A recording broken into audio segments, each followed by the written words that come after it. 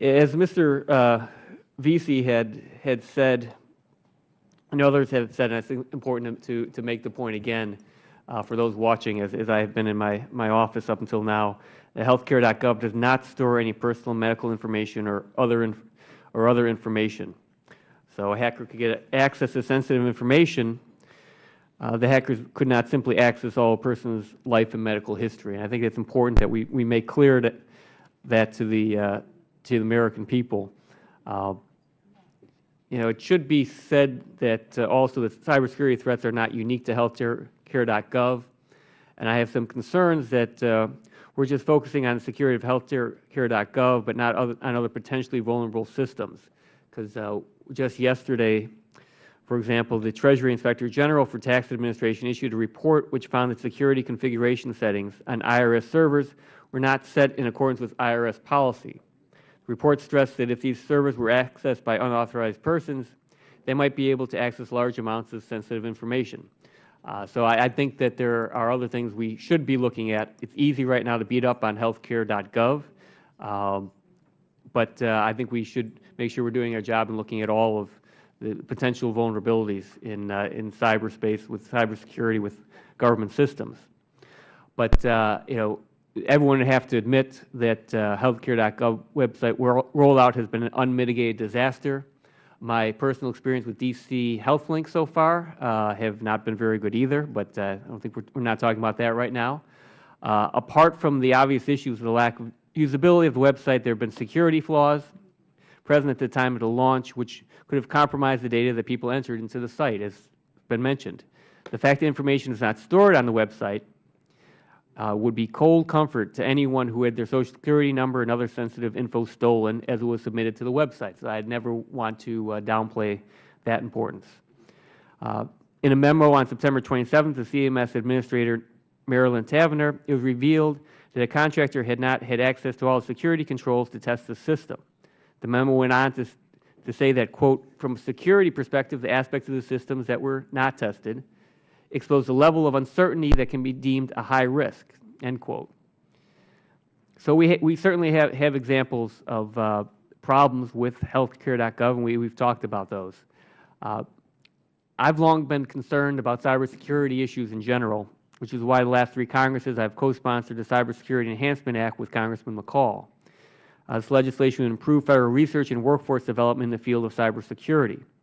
I'm glad that we have moved that here in this Congress. I've also sponsored several bills which would make necessary changes to the Affordable Care Act, including one to delay the individual mandate unless HHS IG was able to certify that the website was working by November 30th. I did not vote for the Affordable Care Act, but I think that we owe it to the American people to put partisanship aside and make necessary changes to the Affordable Care Act when they are required. And I've certainly step forward to try to do that.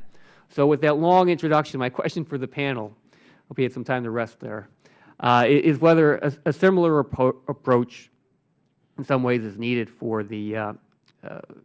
Healthcare.gov. So I want to ask, would it be helpful to have the, and this for everybody, would it be helpful to have the HHS IG certify that all known security issues have been dealt with, and that a process was in place to proactively identify and address major security issues as they arise? Do you feel that an adequate process is currently in place? That is, we talk a lot about issues here.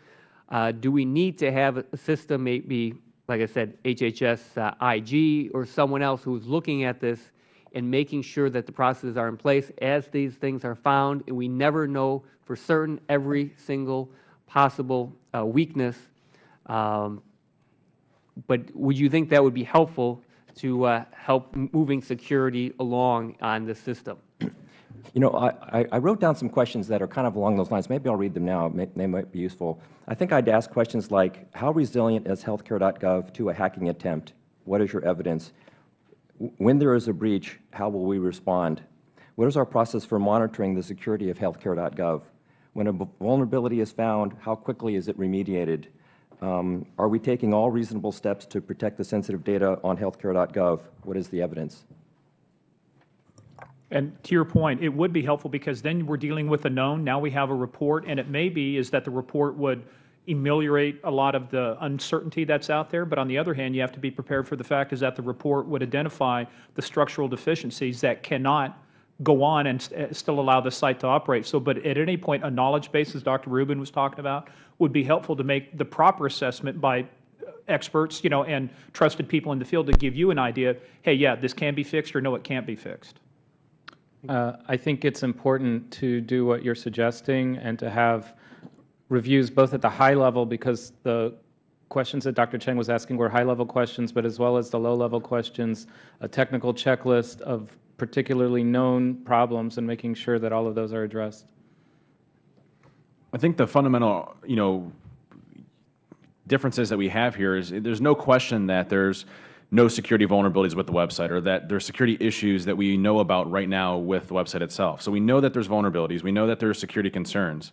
So having a process in place to actually address those in a very quick manner is a very good process to have, and ensuring that they get remediated in a very timely, effective manner. Now, the question I would pose back is, it's so complex that introducing changes to what we call a production site, or something that's live and running, becomes extremely critical and very hard to do because of the working code that's behind it.